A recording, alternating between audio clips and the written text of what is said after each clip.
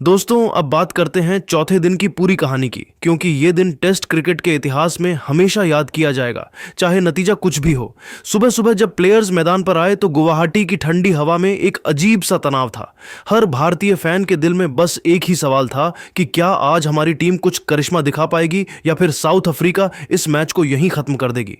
Stumps के समय south Africa बिना विकेट खोए 26 रन बनाकर आगे थी और कुल लीड 314 रनों की थी। रायन रिकल्टन 13 और एडन मार्कराम 13 रन पर नाबाद थे। भारतीय ड्रेसिंग रूम में रात भर चर्चा चली थी कि हमें सुबह सुबह विकेट चाहिए, नहीं तो मैच हाथ से निकल जाएगा। कप्तान ऋषभ पंत ने सभी गेंदबाजों को क्लियर इंस्ट्रक्शन दिया था कि आज कोई डील नहीं चलेगी, हर गेंद पर अटैक करना है। मैदान पर जब टॉस नहीं हुआ था, क्योंकि साउथ अफ्रीका पहले से बल्लेबाजी कर रही थी, तो सीधे खेल शुरू हुआ और जसप्रीत बुमराह ने नई गेंद हाथ में ली और पूरे जोश के साथ दौड़ते हुए आए।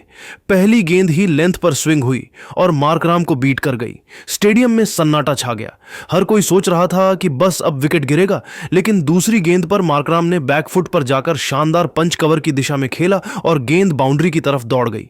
चौका आया और साउथ अफ्रीका का स्कोर बढ़ने लगा। तीसरी गेंद पर फिर बुमराह ने शानदार इनस्विंगर डाली, लेकिन मार्कराम ने किसी तरह डिफेंड कर दिया। चौथी गेंद पर फिर बीट, पांचवीं गेंद पर मार्कराम ने फिर कवर ड्राइव लगाया, लेकिन इस बार फील्डर ने रोक लिया और आखिरी गेंद पर कोई रन नहीं आया। पहला ओवर मेडन रहा, लेकिन दबाव बना हुआ था। दूसरा ओवर मोहम्मद सिराज ने डाला और सिराज भी पूरे फायर पर थे।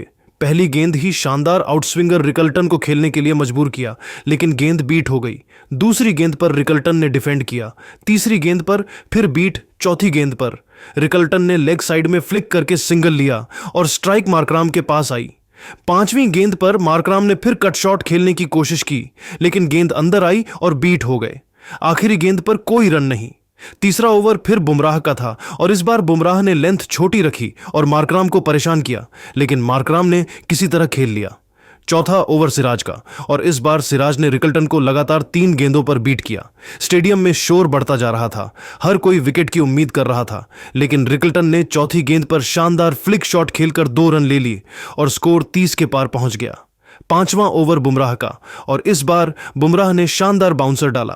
मार्कराम ने हुक शॉट खेलने की कोशिश की, लेकिन गेंद ऊपर उठी और शॉर्ट लेग पर खड़े फील्डर के पास गई, लेकिन ड्रॉप नहीं हुई। छठा ओवर सिराज का और इस बार सिराज ने रिकल्टन को इन स्विंगर डाली और गेंद लेग स्टंप की तरफ आई, लेकिन रिकल्टन ने डिफेंड कर दिया। सातवां ओवर बुमराह का और इस बार मार्कराम ने शानदार कवर ड्राइव लगाकर चौका जड़ दिया। स्टेडियम में साउथ अफ्रीकी फैंस खुश हो रहे थे। आठवां ओवर सिराज का और इस बार रिकल्टन ने पुल शॉट खेलकर 2 रन लिए। नौवां ओवर बुमराह का और इस बार बुमराह ने फिर बाउंसर डाला, लेकिन मार्कराम ने डक कर दिया। 10वां ओवर सिराज का और अब कप्तान पंत ने स्पिन का सहारा लिया और रविंद्र जडेजा को गेंद थमा दी। 10वें ओवर में जडेजा गेंदबाजी करने आए और पहली गेंद ही फ्लैट और तेज ऑफ स्टंप पर मार्कराम ने डिफेंड किया। दूसरी गेंद पर थोड़ा टर्न और मार्कराम फिर डिफेंड। तीसरी गेंद पर जडेजा ने फ्लाइट दी और मार्कराम आगे बढ़कर डिफेंड करने गए, लेकिन गेंद टर्न होकर लेग साइड की तरफ गई। चौथी गेंद पर मार्कराम ने सिंगल लिया और स्ट्राइक रिकल्टन के पास आई। पांचवीं गेंद पर रिकल्टन ने डिफेंड किया और आखिरी गेंद पर फिर सिंगल। स्कोर अब 50 के करीब पहुंच चुका था और लीड 360 के पार। भारतीय गेंदबाज मेहनत कर रहे थे, लेकिन विकेट नहीं मिल रहा था। 11वें ओवर में कुलदीप यादव गेंदबाजी करने आए और उनकी पहली गेंद ही फ्लाइटेड लेग स्टंप पर। रिकल्टन ने स्वीप शॉट खेलने की कोशिश की, लेकिन मिस हो गई। दूसरी गेंद पर डिफेंड। तीसरी गेंद पर कुलदीप ने गुगली डाली और रिकल्टन को बीट कर दिया। चौथी गेंद पर रिकल्टन ने डाउन द ट्रैक आकर मिड विकेट की दिशा में शॉट खेलकर 2 रन लिए।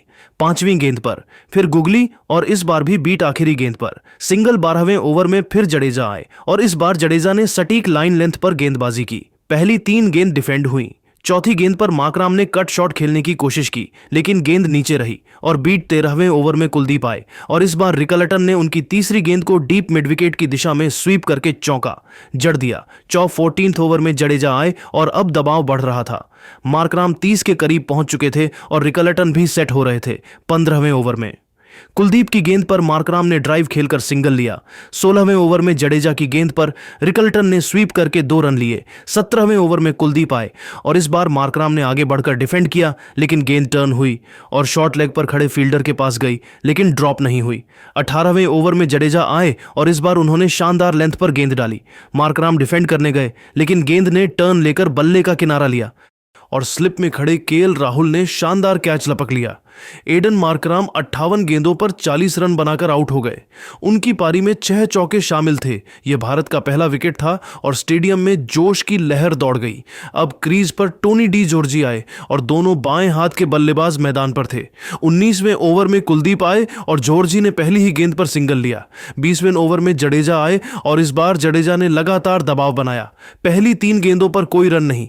चौथी गेंद पर जॉर्जी ने स्वीप शॉट खेलने की कोशिश की, लेकिन टॉप एज लेकर गेंद शॉट फाइन लेग पर खड़े नीतीश रेड्डी के हाथों में चली गई। टोनी डी जॉर्जी 28 गेंदों पर 12 रन बनाकर आउट हो गए। उनकी पारी में एक चौका शामिल था। अब साउथ अफ्रीका 2 विकेट के नुकसान पर थी और भारत थोड़ा कॉन्फिडेंस में आ चुका था।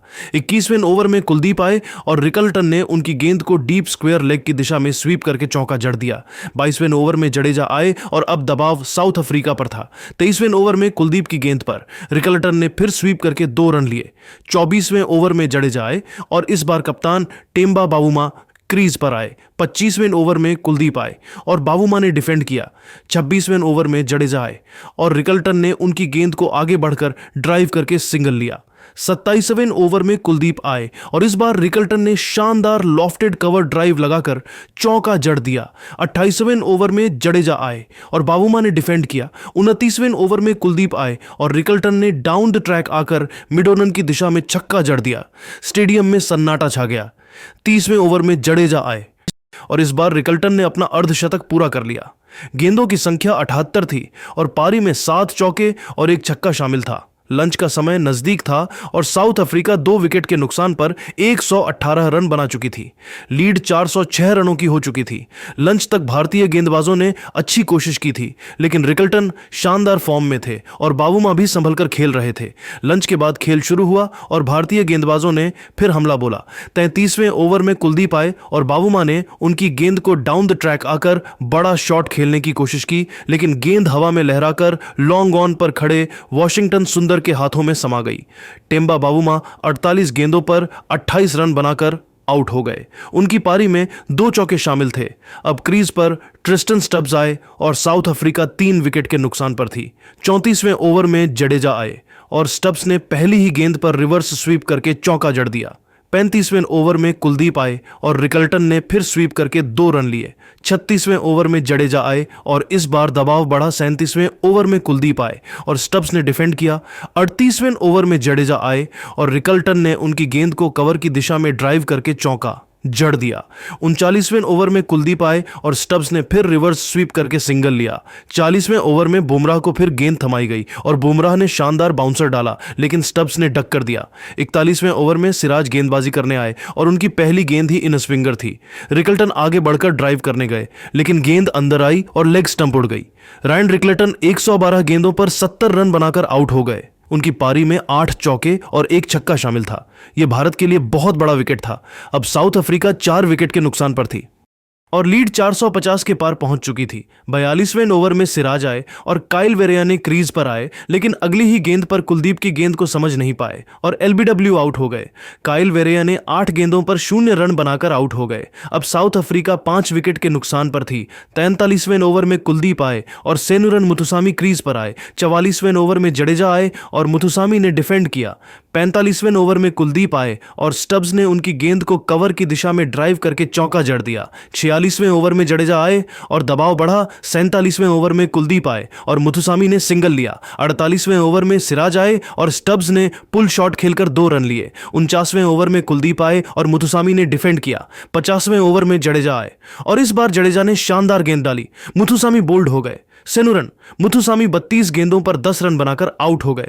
अब साउथ अफ्रीका 6 विकेट के नुकसान पर थी।